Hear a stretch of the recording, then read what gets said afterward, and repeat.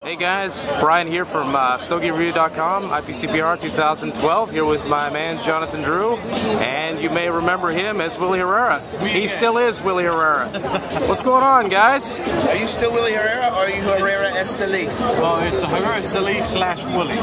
Herrera Esteli slash... Yeah, well, we changed his name to, his last name is now Esteli. Esteli, so, nice. Yes. Willy Esteli. And actually, first of all, thank you for all the years of incredible work from Stogie Review. It's a great team, it's a great blog, it's a great culture that you guys have brought to the industry. So with that said, I thought that out of all the things that we were going to talk about today, the two areas that I really want to spend a few minutes talking about is Herrera Esteli, and then afterwards the Cuenca y Blanco. And to start off, I wanted to feature this right here because you guys have met Willy Herrera in the past. You guys have seen Willy Herrera and smoked his cigars and see what he's about. And as I say about Willy Herrera is this is the first Cuban influence into Drew Estate. Drew Estate has always run business as a Nicaraguan operation, Nicaraguan mentality blended with New York. We've always refrained from taking a real Cuban approach to things, not just in the literature of this tastes like a Cuban cigar. That's fine. We've always stayed away from the whole thing. And with Willy, you know, it's not, Drew Estate doesn't really make much brands for people. When Willy decided to come on board as a Drew Estate employee, like I'm a Drew Estate employee, and obviously a special partnership with the Herrera Esteli brand, what's the message? The message is clear. The message is it's the first Cuban influence into Drew Estate, and it's a true Cuban influence because Willy has been running a factory for the last 8 years in Miami, in Little Havana, in the heart, which is the Titan de Bronze factory, de Bronze, and makes cigars for La Palina, Padilla, Titan de Bronze, so many companies, respected companies. So this is what I wanted to take a moment to talk about right here. The Willy Herrera blended, Willy Herrera run, Herrera Esteli from Nicaragua. This is a cigar that Willy came on board with us in May of last year, and we still haven't actually put it for sale yet. He's taken his time to live in Nicaragua and get his operation squared away. Give us 1 second. And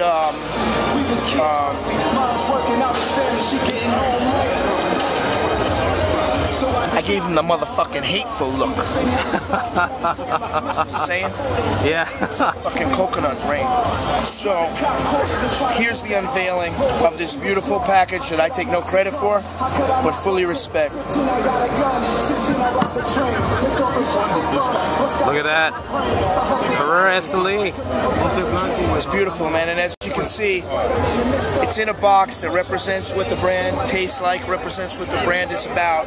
It's about Cuba. It's about the Cuban influence, and all done by Willy. The man came out Nicaragua, spent the last year and change there, and he's done a great job. Very proud of him. He works a lot with Nicolas Melillo, works a lot with Steve Saka, and Will, why don't you tell these guys a little bit about the cigar itself?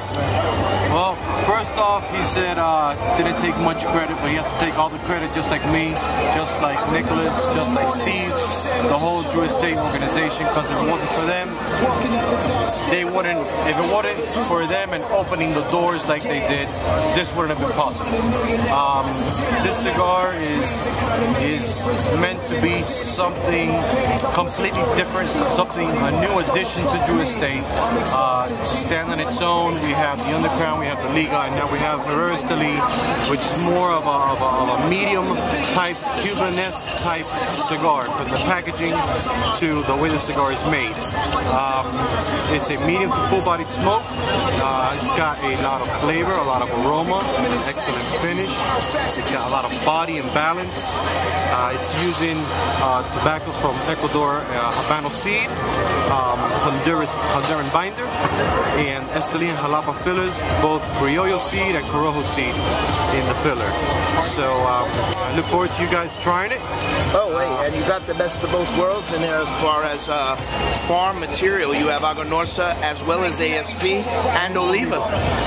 So honestly. Willy did a tremendous blend on it, and you know, if you're somebody who doesn't like a peppery fullness to the stick, it's not going to be for you. But it's really the way I heard a lot of people describing it. It's got a lot of flavor. So, you know, I have my interpretation of full body. My interpretation of full body is not something that it's a spice bomb, it's in your face. I consider full body something that's got a lot of flavor, a nice long finish, and you feel it in your tongue, you feel it in your lips, it coats your palate, it coats your mouth, and that's what this cigar does.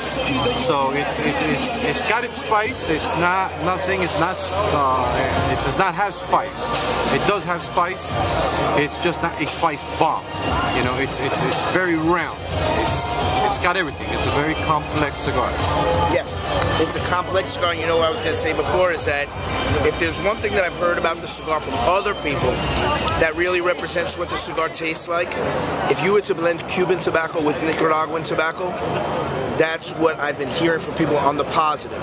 Not every stick that you make is going to appeal to every single person, no matter what brand it is. There's guys who, I'm a huge Opus X fan. I tell to somebody and they say to me, oh, well, I like the Hemingway line. I'm not a big Opus fan.